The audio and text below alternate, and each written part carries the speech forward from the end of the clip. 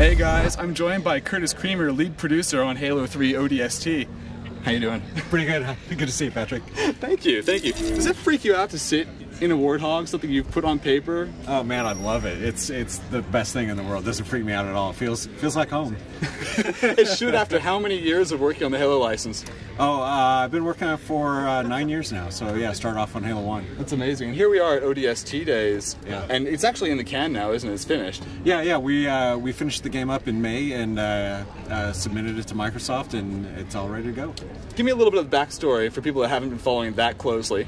Sure. So in Halo 3 ODST, the story takes place in between the events of Halo 2 and Halo 3, but this time rather than playing as the Master Chief, you're playing as an orbital drop shock trooper.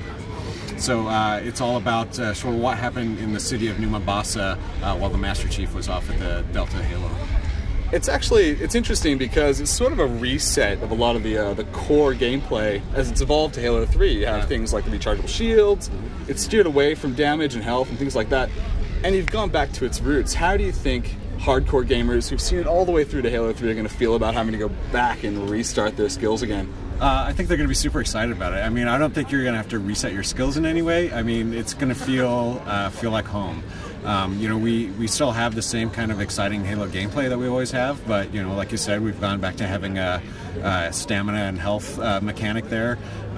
You don't feel quite as powerful as the Master Chief, so it's actually going to feel really good when you're playing. It's going to feel a little bit more difficult in a way, or more tactical in a sense, where you have to be really careful about how you jump into an encounter. You can't just rush in there and expect to live. Okay, and I think a big part of the story these days is actually the all-star cast you've got on now too, Nathan Fillion among them, which is fantastic. Yeah, he's awesome. Did that kind of force you to look at the script writing and raise the bar a little bit from Halo 3? Because now you have serious actors in there doing some serious jobs. Do they sit there and go, no, this line is just not going to work, let's work with you? No, you know, Nathan Fillion is great. I mean, we didn't have to make a change to the way that we approached writing in any way, just because we're bringing him or even, you know, Trisha on board for the project. You know, Joe has always done a fantastic job with the script writing for all of the Halo games. And so, you know, again, he sort of really knocked it out of the park with ODST, and it was really exciting to see him sort of get an opportunity to really approach telling story in a really different way. So it was great. Okay, I have to ask this question. It's been put to me. I'm sure you probably heard it. It was originally, ODST was originally pitched as an expansion, and it kind of evolved from there. But people are still balking at the price. Yeah. How do you justify the value? Well, we justify it by saying that it is true that it sort of started out as an expansion, but you know, we've done Halo sort of like on a 3-year cycle, right? And so, but this was a project that we were going to try to get done in about a year. And so we weren't really exactly sure how much we could get done in a year. Yeah. And so, you know, the great thing was that we had, you know, a really stable engine. We weren't making a lot of real radical big changes to it. So it was easy for the artists to continue to, you know, iterate and create a lot of content, and the designers to really, you know, tweak the gameplay and get the AI working really sweet. So we were able to really create a lot more than what we set out to do.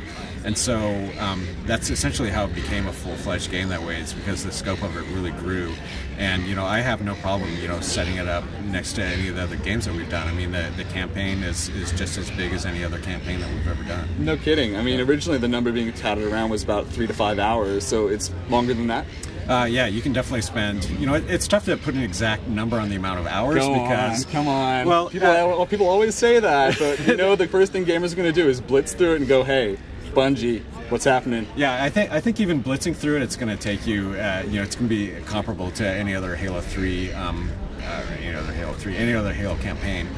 But you know, sort of the added thing with the city of New Mombasa being this sort of open-ended environment, you could spend 8 hours just walking around in that by itself, and you know, you're not going to get bored. You're going to keep running into Covenant and have all kinds of things to do. So really, it sort of depends if you're the kind of guy who likes to blitz, or you're the guy that likes to, you know, find all the details. So I think a lot of gamers are going to end up being very happy at the end of this. And that's the important thing, isn't it? Yeah, I hope so. I'm you know, everyone at the studios is super proud of it and really happy with how it turned out. You know, Firefight with the new cooperative gameplay mode, that's really a kick in the pants. It's a great fun, so I think everyone will love it. Okay, everybody's buzzing about Natal right now, and it would be a crime if I didn't put it to you. Do you guys have one in the office, yes or no? I think we might have a dev kit in the office. I think I saw one there the other day. So yeah, I mean, I saw Natal at E3. It was pretty impressive. So you have a debug in the office. That leads me, of course, to say that you guys are clearly experimenting with it. Do you think the technology lends itself to first-person shooters? You know, that's hard to say. I mean, I'm not sure really. I mean, it's kind of hard to imagine exactly how that would work right now, but you know, who knows? You know, we might or somebody else might come up with a really great way to utilize it.